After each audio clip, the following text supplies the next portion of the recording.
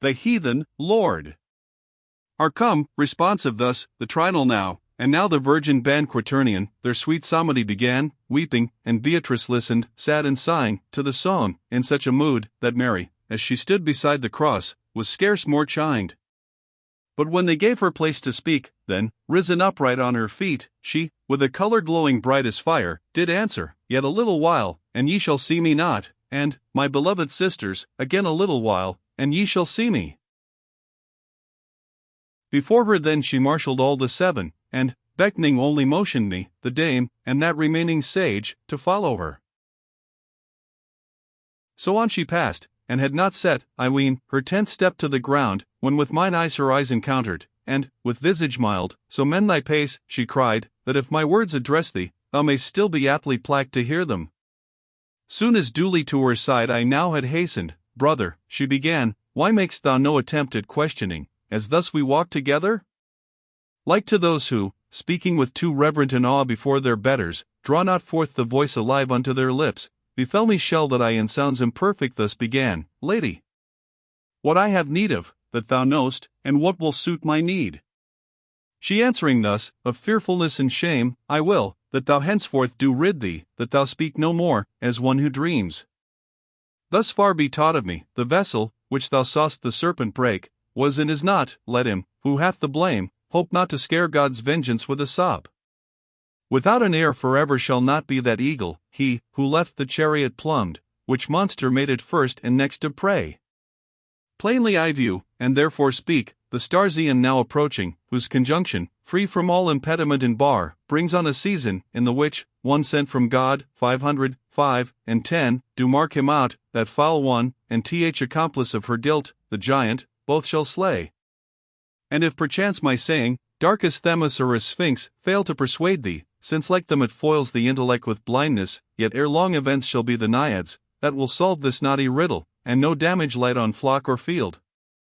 Take heed, and as these words by me are uttered, teach them even so to those who live that life, which is a race to death, and when thou writst them, keep in mind not to conceal how thou hast seen the plant, that twice hath now been spoiled. This whoso robs, this whoso plucks, with blasphemy of deed sins against God, who for his use alone creating hallowed it. For taste of this, in pain and in desire, 5,000 years and upward, the first soul did yearn for him, who punished in himself the fatal gust. Thy reason slumbers, if it deem this height and summit thus inverted of the plant, without due cause, and were not vainer thoughts, as else as numbing waters, to thy soul, and their fond pleasures had not dyed it dark as Pyramus the mulberry, thou hadst seen, in such momentous circumstance alone, God's equal justice morally implied in the forbidden tree. But since I mark thee in understanding hardened into stone, and, to that hardness, spotted too and stained, so that thine eye is dazzled at my word, I will, that, if not written, yet at least painted thou take it in thee, for the cause, that one brings home his staff and wreath with palm. I thus, as wax by seal, that changeth not its impress, now is stamped my brain by thee. But wherefore soars thy wished for speech so high beyond my sight, that loses it the more it strains to reach it?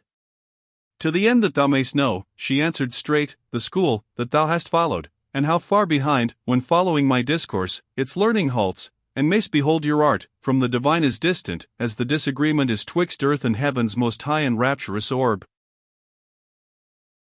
I not remember, I replied, that ere I was astraying from thee, nor for such fault doth conscience chide me.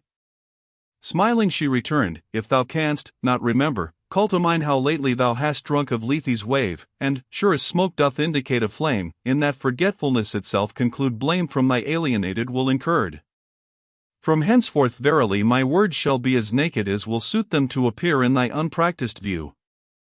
More sparkling now, and with retarded course the sun possessed the circle of midday, that varies still as aspect varies of each several clime, when, as one, sent in vaward of a troop for escort, pauses, if perchance he spy vestige of somewhat strange and rare, so passed the sebfold band, arriving at the verge of a dun umbrage hoar, such as is seen, beneath green leaves and gloomy branches, oft to overbrow a bleak and alpine cliff. And, where they stood, before them, as it seemed, Tigris and Euphrates both beheld, forth from one fountain issue, and, like friends, linger at parting. O enlightening beam! O glory of our kind! beseech thee say what water this, which from one source derived itself removes to distance from itself. To such entreaty answer thus was made, entreat Matilda, that she teach thee this. And here, as one, who clears himself of blame imputed, the fair dame returned, of me he this and more hath learnt, and I am safe that Lethe's water hath not hid it from him. And Beatrice, some more pressing care that oft the memory reaves, perchance hath made his mind's eye dark. But lo! where you no cows? Lead thither, and, as thou art wont, revive his fainting virtue.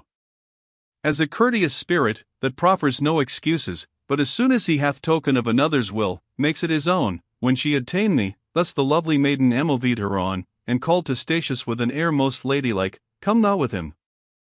Were further space allowed, then, reader, might I sing, though but in part, that beverage, with whose sweetness I had ne'er been sated. But, since all the leaves are full, appointed for this second strain, mine art with warning bridle checks me. I return from the most holy wave, regenerate, if e'en as new plants renewed with foliage new, pure, and made apt for mounting to the stars.